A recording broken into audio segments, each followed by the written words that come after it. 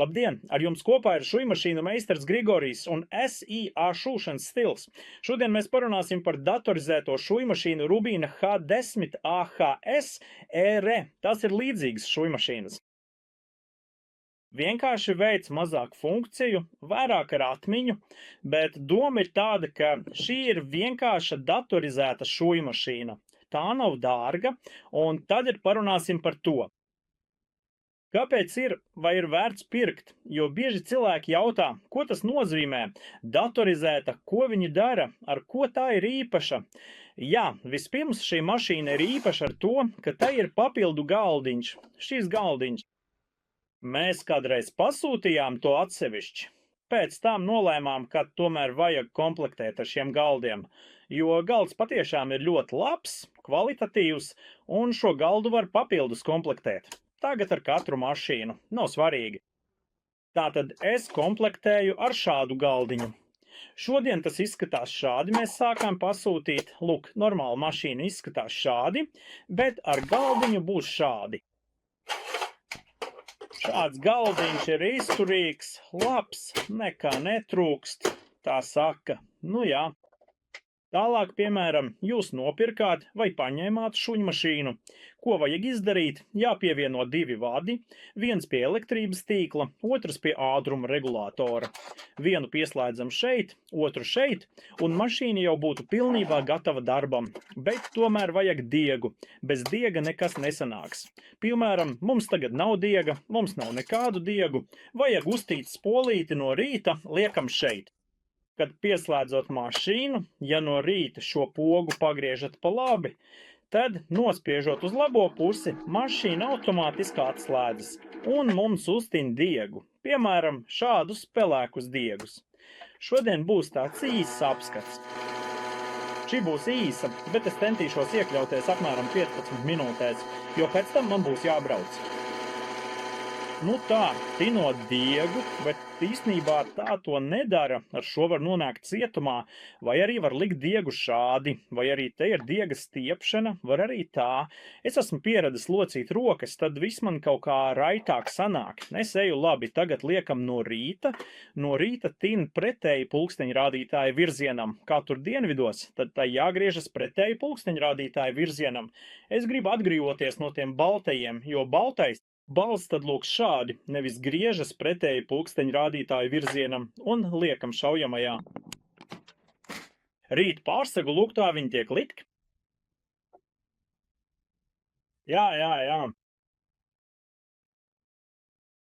Nu re, sāk griezties, ne. Tā, aizstāva. Un šo āķi pieāķēja. Jā, tagad, ja paskatītos pēc bultiņām, tas atgriežās. Tāpēc varbūt arī šeit notiek nogriešana, tās diegus.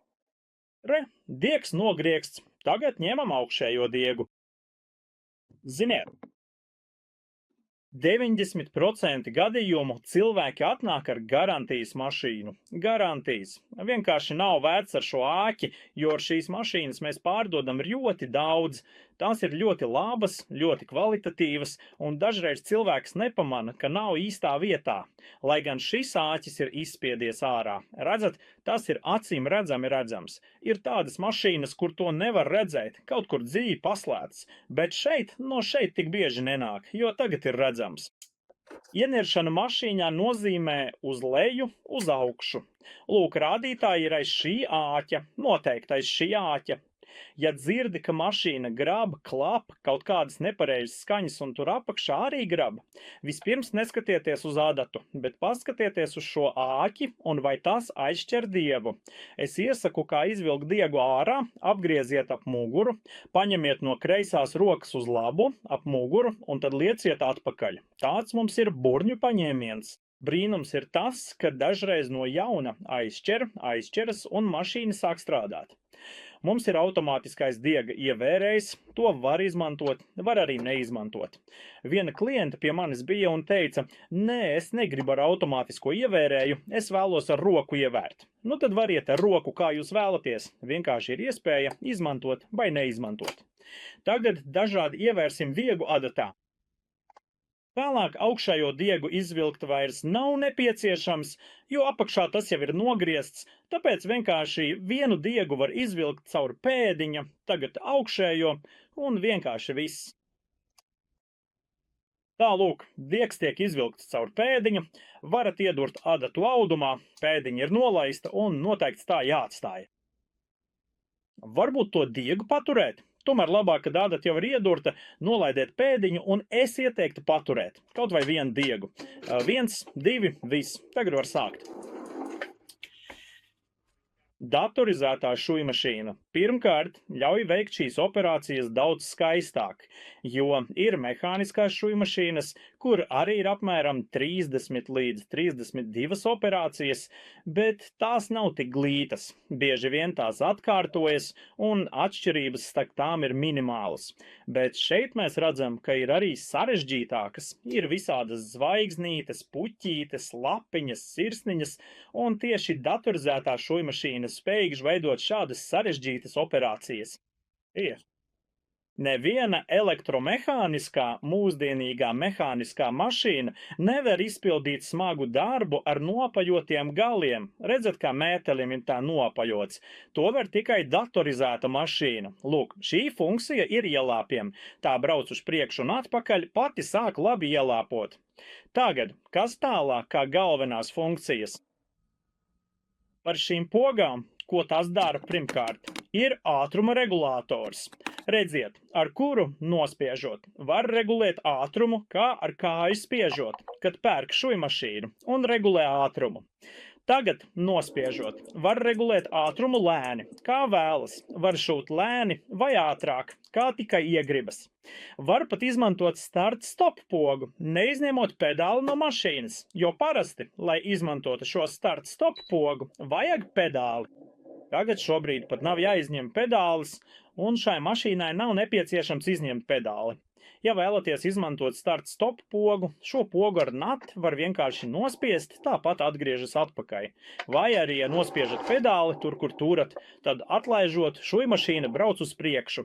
Šī ir arī fiksācijas funkcija, tāpat kā šeit, tikai tā ir punktveida. Piemēram, šujot ar naciju, nospiežot šo punktu, tā apstāsies un izšūs pāris 2 līdz 3 dūrienus. Šeit adata nostiprinās tieši tajā pašā vietā, nevis šujot uz priekšu un atpakaļ, bet vienkārši ar punktveida nostiprinājumu. Un šeit mums ir adatas pozicionēšanas funkcija, ja pamanīji. Es apstājos un adata vienmēr paliek augšā, apstājas augšpusē, bet ja nospiedīsi šo pogu, tā atgriezīsies lejā. Un tagad adata vienmēr būs apakšā. Redzat, jūs varat tajā brīdī, kad nospiežat, spēlēties ar pussoļiem puse, puse, puse, būsi puse, puse. Šeit ir ātruma regulators, lai cik stipri nespiedīsi, ātrāk šūt nevarēs. Pat ja spiedīs ar visu spēku, mašīna ātrāk nešūs. Un šeit mums ir viss diapazons no lēniem dūrieniem līdz ātriem. Tieši šeit ir pirmais regulētājs. Ja apakšā redzat mezgliņus vai cilpiņas, var palielināt diega spriegojumu. Tas ir atkarīgs no diega, materiāla, adatas kvalitātes un, protams, arī no mēness fāzes. Nu, tagad ejam tālāk. Kad izvēlētos kādu operāciju, redzat, ir 4. Cik te ir 5 rindas ar operācijām? Katrai rindā ir sava poga, un pēc tā arī iedegas attiecīgā lampiņa, redzat, iedegas šīte un šīte. Pēc šīm koordinātēm mēs, ja tagad es braucu, tur redzat zaļais punkts pārvietojas pa labi pēc tiem kardināliem. Piemēram, ja nospiedīšu pēdējo, tad būs šīta vakar racija 33, bet tagad ir 36. Un līdz 40, jo te pēc tiem kardināliem mums ir sirsniņa, es skrēju un saliku, un mēs to nosūtīsim. Jo vakar bija Valentīna diena, šodien sūtīsim sirsniņu. Vajadzēja vakar, bet bija ļoti daudz darba, un es nepaspēju neko. Darbiņš nebeidzas, un nebeidz man darbiņš aploksnē sirsniņai, redzot vai neredzot mana sirsniņa. Toreiz tad viss ir labi, operācija ir skaidra. Jā, tagad pēc noklusējuma, ja viņš nospiež kādu operāciju, tāpat izvēlēsies optimālo dūrienu blīvumu un dūriena platumu zigzaga platumā. Ja jūs izvēlējāties operāciju, kas paredzēta zigzaga šūšanai, un tagad es nospiedu taisni, tā noregulēja tā, ka mums ir tāds vidējs blīvums. Ja gribat palielināt vai samazināt, ir vienkārši, piemēram, ļoti blīvi šūt ar 5 soļiem gadā. Ir reti, pēc jūsu ieskatiem. Tas pats ar zigzagu, ja jūs izvēlējāties kādu operāciju. Piemēram, šodien mēs gribam lapas 36. Te ir lapa 36, jā, un mēs šujam. Tas ir interesanti, es to lapu varu samazināt, bet nevaru tā vienkārši to samazināt. Nav interesanti, jo tas vai nu tāpat tur notika platumā, tā sakot. Bet, ja es redzēšu blīvumu,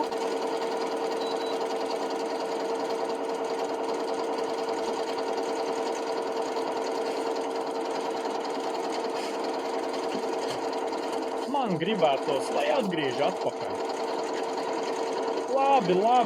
Labi, paskatāmies, kas mums tur ir. Nospiež ne to pogu. Nezinot, nekas te nemainās, kā bija skaisti, tā arī paliek. Tas vairāk atbilst šiem zigzaga. Jā, zigzaga jūs izvēlēsieties, bet, piemēram, zigzags 0,6, kā šuvi tagad, var samazināt, tas pāries uz blīvumu. Ļoti blīvs, ātrāk līdz maksimumam. Tāpat jūs varat arī dūriena platumu. Motocikliem bija tā, tagad būs tā, tagad platumu arī var samazināt vai palielināt, samazināt un tā tālāk. Tālāk viss ir vienkārši. Mašīna ir vienkārša, nesarežģīta, ļoti reti nes uz servisu, ļoti reti. Parasti tikai kādu kļūdu dēļ, slikti diegi, nav ievērts diegs, adatu nevar nekādu ielikt. Līdzīgi. Tagad tālāk. Ko par datorizēto mašīnu? Datorizētā mašīna ir laba ar to, ka motors vada. Tomēr tas tāds mini dators. Jā, un tā nekad nesūtīs tur ātrāk vai lēnāk nekā jūs. Pat ja būs viens īsts pieskāriens, būs viena darbība, viens dūriens. Par ko vēl cilpa saka re? Es jums parādīšu, ziniet ko? Kā taisīt cilpas pogām ar šo mašīnu. Piemēram, mums ir poga, šodien man ir poga, mums ir paveicies. Tātad, skatieties, te var ielikt. Poga, redziet, atveras šī te, tā tiek ielikta poga, un pēc tās izmēra šujmašīna pati jums uzšūs cilpu. Vai arī varat šo dārgumu, atcerējos to vārdu, lāpīšana, uzlikt lāpiņu.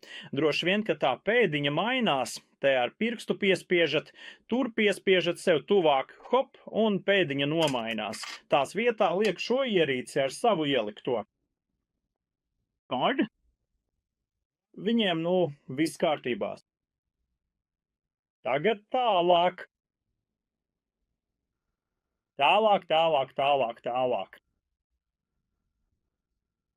Tālāk, ko tad? Cilpa, cilpa ar tādu noapaļoņumu, jā, mētelim 19, šī poga. Un spiežam, cik reizes? 1, 2, 3, viss, vairāk neko nevajag darīt. Tā pati izvēlēsies, pati noteiks dūriena blīvumu, platumu. Stop, aizmirst, skatieties, vajag nolaist uz leju, bija uzrakstīts tripa, atvainojos, ne šito, vata, vajag nolaist uz leju. Starp šīm divām detaļām tieši tā. Tagad jau tiešām viss, spiežam ātruma regulātoru, var vienkārši nospiest starta pogu. Ko nospiest? Jo tāpat mašīna pabeigs to cilpu un pati apstāsies tieši tur, kur vajag. Es nospiežu un neko vairāk nedaru. Vienu sāņu jau izdarīja, tagad brauc tālāk. Tagad atgriež atpakaļ, atkal pusi no tās cilpas. Ir laiks braukt tālāk, tāpēc pabeigšu. Un, kad pabeidza šo cilpu, viņš tūlīt apstāsies. Redzat, es pati neko nedaru. Pati apstājās, bet viņam cilpa pats par sevi. Un pēc jūsu iestatījumiem uz šo kaiņu, Palika apgriezt. Apgriešanā ir tāds izārdītājs. Lūk, ja kāds nezina, šis sešinieks ir, lai notīrītu, bet šeit ir izārdītājs. Ar šo izārdītāju var pārgriezt šo cilpu. Tikai uzmanīgi nepārspīlējiet, jo šeit vajag iedurt. Vajag iedurt.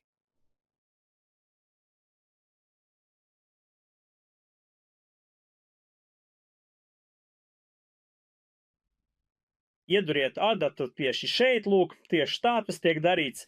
Un tagad, runājot par šiem ielāpiem, jā, tad pat bez pogas izmantošanas jūs varat pavisam vienkārši atvērt tik, cik jums pašiem vajag šo te tā saucamo auduma slazdu un vienkārši pabeigt darbu. Atkal nolaidiet šo tipu, neaizmirstiet atzīmēt un pieslēgt 20. operāciju. Vēlreiz, viens spiediens, 20. operācija tagad tīrīs. Interesantākais ir tas, ka, kad tā to izdarīs, paskatieties, kā tā to dara. Diegu šuj, un agāts pamazām pozicionē no kreisās uz labo. Tādā veidā sanāk, tiešām kā lūpas sanāk, vienā vārdā sakot. Es sakārtošu tos diegus un pieslēgšu galdu, lai jau mani izdarītu. Tur kāds kaut ko prasa, kaut kādu krāmu atnesa, vajag labi pameklēt. Nolaidžam un nošpiežam. Var startēt pogu, brauc uz priekšu. Atpakaļ. Uz priekšu. Atpakaļ un pamazām adatas liec no kreisās puses uz labo.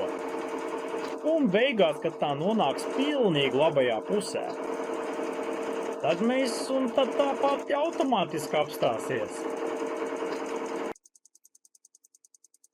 No tā, cik daudz gribēju pateikt, šķiet, ka norē. Kāds skaistums! Redzat, viss tik labi, pabeidzam un mainam kājiņu. Uzstādot parasto, komplektā ir daudz dažādu kājiņu, gan rāvējslēdzējiem, gan lokveida, gan arī slepenajam dūrienam. Vienkārši burvīga, ļoti lieliska mašīna, ļoti laba, ļoti kvalitatīva.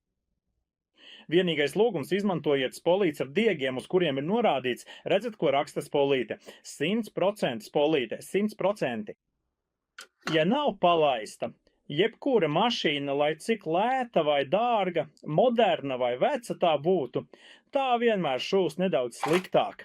Un cik daudz var piedāvāt, piemēram, šāds lins? 20 kārtas noteikti ir. Es saloku cetras. Ieslēdz vienkārši operācija. Pa labi nevar pielikt svīru, lai gan varbūt arī nevajadzēja. Un tagad 4, 12 un 8, 20 kārtas materiāla ar pilnu ātrumu. Vai gribi taisni vai zigzagu? Papēžu zigzags, šis ir mūsu zigzags caur 20 kārtām materiāla. Nebaidieties no izlaidumiem datorizētās mašīnas, jo mēs ražojam pilsētām. Es, piemēram, arī neesmu nekāds speciālists, bet kvalitāte tik un tā ir ļoti laba, īpaši tiem procesoriem, elektronikā un arī mehānikā. Arī jūs droši varat vērsties pie šīs mašīnas, nebaidieties no datorizētās mašīnas. Vienkārši jūsu iespējas būs daudz plašākas. Dalieties ar video, spiediet patīk, rakstiet labas atsauksmes, jo vairāk strādā, jo vairāk sliktu atsauksmi. Tā es iedomājos. Jo, ja viss ir labi, tad cilvēks domā, labi, viss kārtībā. Viss kārtībā, bet ja kaut kas nav labi, tad cilvēks dusmojas. Bet kā tad slikti jau nevar būt, varbūt tikai labi. Bet jebkurā brīdī var gadīties kādas neērtības, kaut ko aizmirst. Piemēram, nesen atnāca kliente un es aizmirstu pārbaudīt arī Lietuvu nevajadzēja. Jā, atvainojās un ātri jāizlabo. Tad veiksmi jums un uzredzēšanos!